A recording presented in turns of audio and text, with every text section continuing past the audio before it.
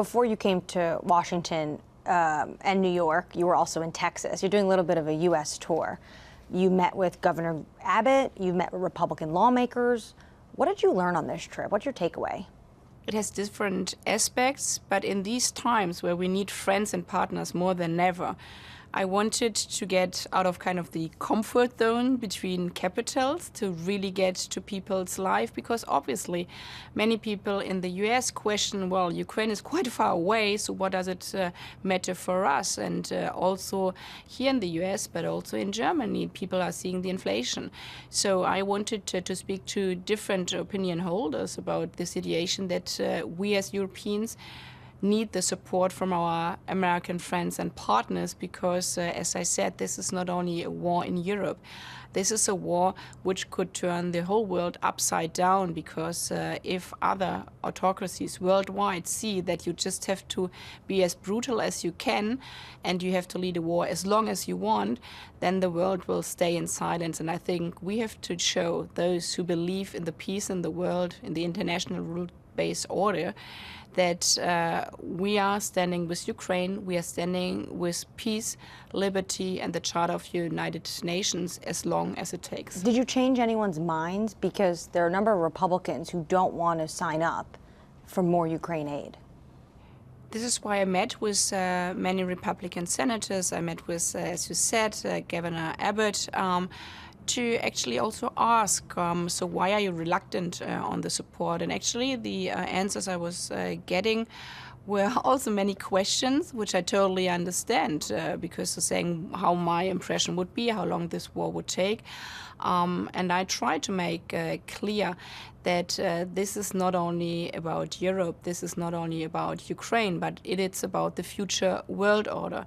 So it's in the interest of everybody who believes that we should have a rule-based order also in the future, because it's the best security for democracy, for the rule of law, and for the liberty for every citizen in the world. Did you get a sense that they will support it, though, that they will vote for legislation for more aid?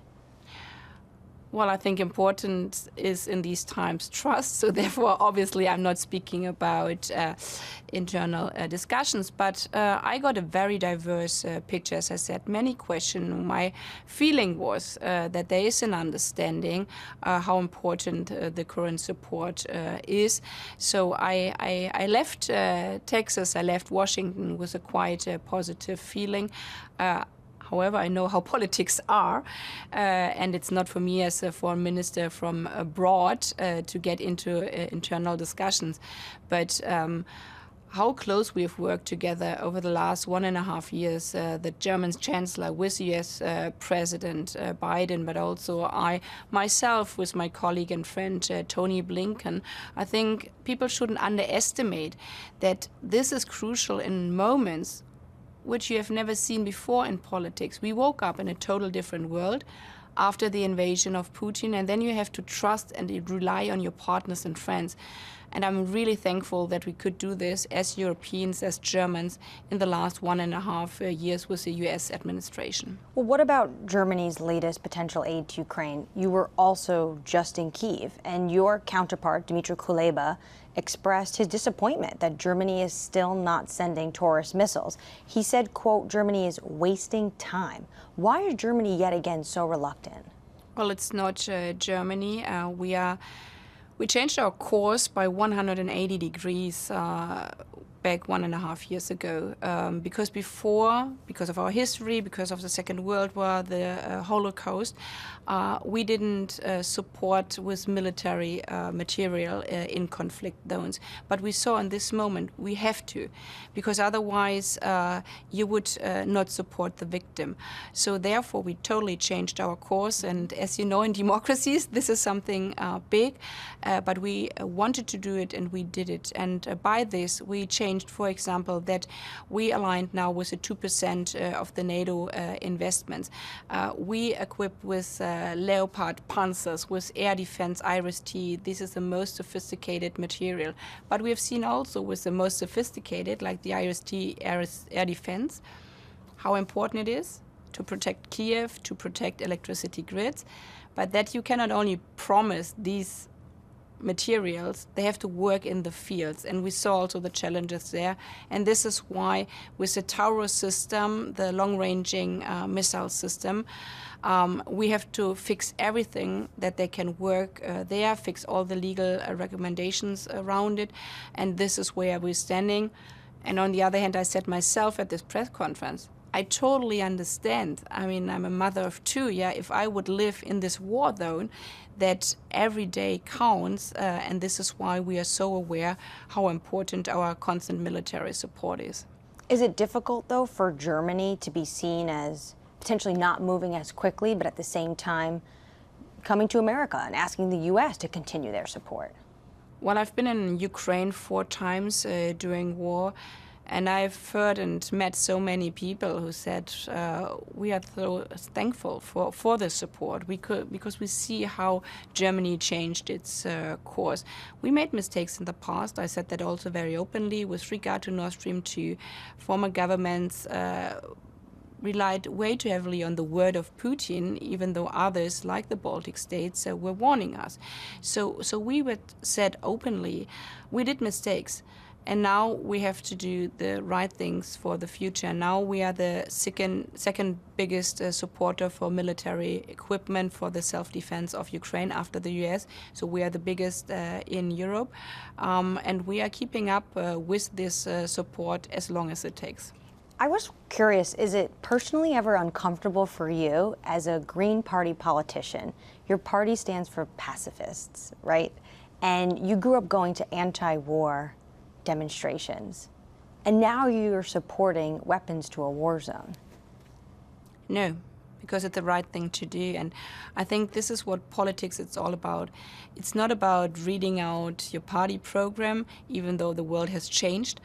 And when we saw that we woke up in a different world because the war of aggression has came back to Europe. And as you said, I lived my whole life. I was so lucky. I lived my whole life in peace and in democracy in Western Germany.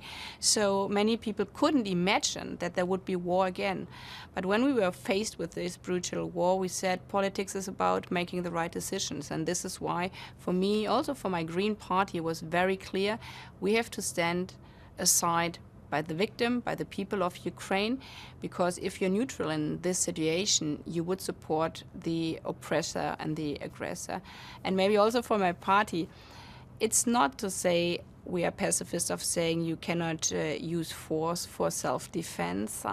It's just that our understanding is, and I think for many democratic parties to say the mighty should not rule.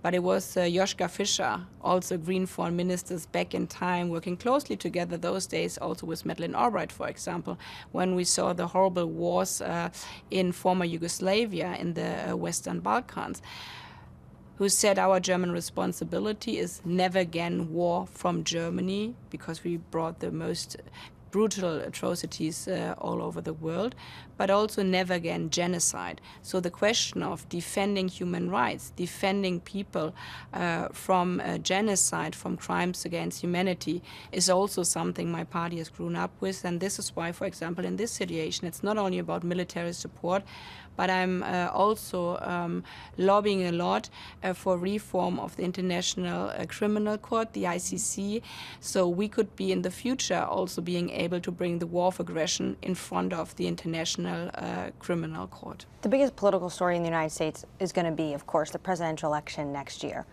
Chancellor Olaf Scholz has sided with Biden. He said he's hopeful Biden wins a re-election. Do you agree?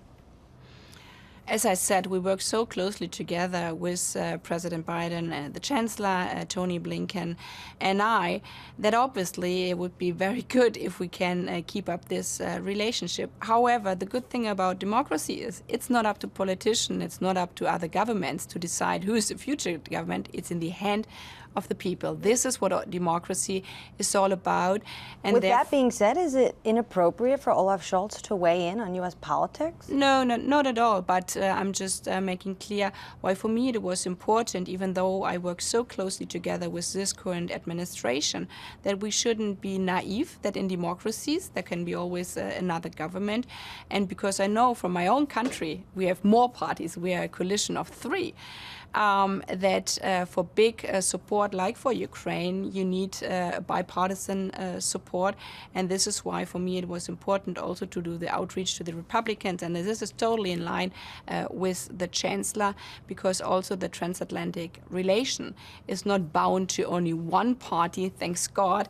It's supported by all the parties in Germany, or most of all the parties in Germany, and also in the past, and I hope also in the future, by the big two parties in the US. But the transatlantic relationship between Berlin and Washington probably suffered its biggest blow, where relationship felt like it was an all-time low with Trump and Angela Merkel.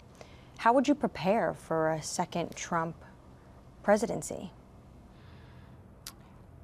By what I'm doing right now, an outreach, because back then, I would say hardly anybody in Europe could imagine there would be a US president who would question NATO, because this is for us Europeans also our life insurance. So obviously many things back in time were a total shock, and this was also something I, for example, mentioned in the discussions I had with Republicans, that this was a total shock for us, and we have to rely on our partners, what we can do right now, and therefore it was very important for me to go into the discussion with the Republican Party, where the former president took some action, said some things which were more than irritating for us.